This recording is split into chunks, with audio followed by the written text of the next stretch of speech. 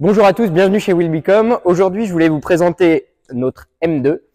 Alors, c'est sûrement l'une des M modernes les plus drôles à conduire. Je vous explique pourquoi. Le cocktail est assez réussi. L'idée, c'est de reprendre un peu la philosophie des premières M3, c'est-à-dire petit gabarit, légère et tout sur les roues arrière. Alors, on a sur ces générations-là, puisque c'est les premières, le moteur M55 qui est énormément apprécié des amateurs de BMW, déjà pour la sonorité évidemment, mais aussi pour le côté très dynamique de ce moteur-là. Ici, il est couplé avec la boîte DKG. Alors, on a un pont autobloquant de M3 à l'arrière, tout est envoyé sur les deux roues motrices, c'est donc une full propulsion. Autant dire que sur sol un peu glissant, c'est très joueur et très drôle à conduire, mais c'est pas pour autant traître. C'est ça qui est sympa sur ces voitures-là.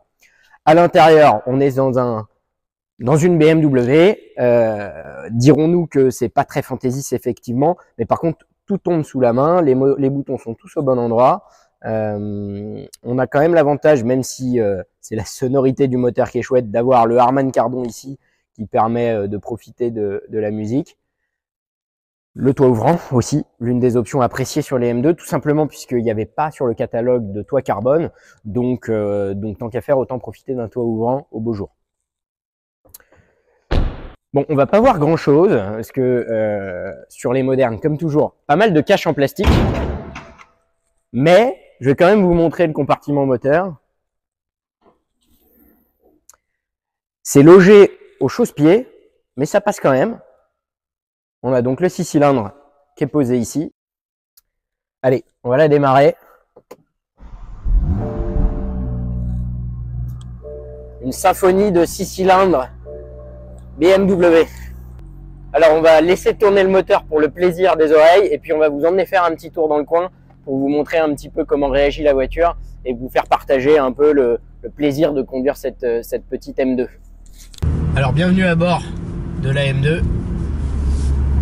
Comme promis, on est allé faire un petit essai. On a le ciel bleu, mais par contre on a encore un peu de neige sur les bords, donc on va y aller doucement.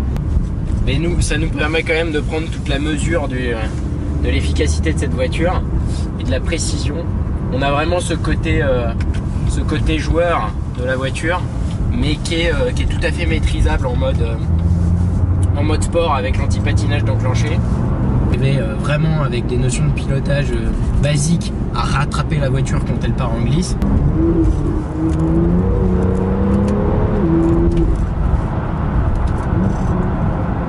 Et surtout, on va ouvrir les fenêtres pour entendre un petit peu la sonorité du moteur N55 qui est super sympa.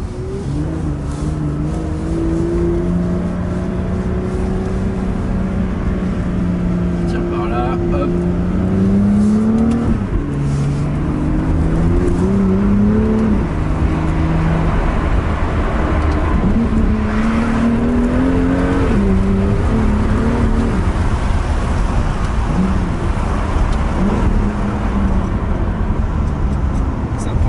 Dans les tours. Alors ce qui est bien, c'est qu'on a trois modes de conduite.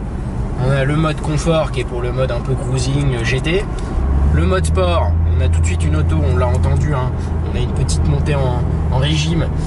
La pédale d'accélérateur est un peu plus sensible et on a une auto qui est plus dynamique. C'est là qu'on voit toute l'efficacité de la DKG parce que honnêtement, vous voyez, je rentre un rapport, tout de suite ça passe.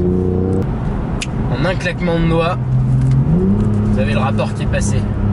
Et ça, c'est vrai que c'est la particularité des DKG qui se veulent assez proches des PDK sur leur rapidité de passage de rapport. C'est des boîtes à double embrayage. Donc, allez, on est parti.